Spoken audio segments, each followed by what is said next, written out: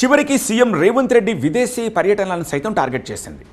నిజానికి పెట్టుబడుల ఆకర్షణకు సీఎం రేవంత్ రెడ్డి చేసిన కృషి పెట్టిన ఎఫర్ట్పై తెలంగాణలో పాజిటివ్ వైబ్స్ వచ్చాయి. పక్కా ప్లానింగ్ తోటి బడా కంపెనీల సీఈఓలు చైర్మన్లతోటి సమావేశమై తెలంగాణ ఇమేజ్ను అమెరికా కొరియా ఇన్వెస్టర్లకు చూపించారు సీఎం రేవంత్.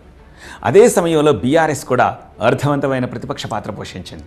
అది కూడా వట్టి ఆరోపణలతో కాదు, స్పెసిఫిక్గా కొన్ని కంపెనీలు వాటి హిస్టరీ చూపిస్తూ సీఎం రేవంత్ రెడ్డి తీసుకొస్తున్న కంపెనీలు ఇవి అంటూ ప్రొజెక్ట్ చేయడం మొదలెట్టారు.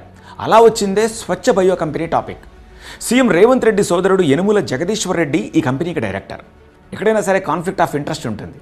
అంటే అధికారంలో ఉండే వ్యక్తుల కుటుంబాలు ఏ రకంగానూ ప్రభుత్వంతో వ్యాపారాలు చెయ్యకుండా ఉండాలి అనేది భారత ప్రభుత్వ ప్రవర్తన నియమావళి.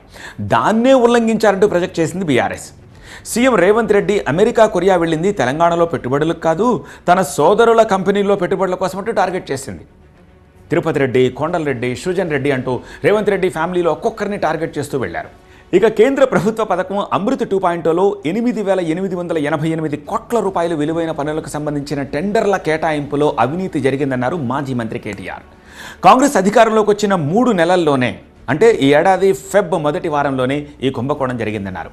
ముఖ్యమంత్రి బావమరిది సూదిని సృజన్ రెడ్డి కంపెనీకి అర్హతలు లేకున్నా సరే వేల కోట్ల రూపాయల పన్నులను కట్టబెట్టేశారనేది బీఆర్ఎస్ వెర్షన్.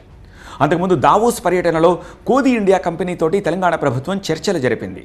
8,000 కోట్ల పెట్టుబడులు వస్తాయని ప్రభుత్వం ప్రకటించింది. కానీ ₹1 పెయిడ్ అప్ క్యాపిటల్ ఉన్న కంపెనీ 8,000 కోట్ల రూపాయల పెట్టుబడులు పెట్టగలదా అంటూ ప్రశ్నించింది బీఆర్ఎస్.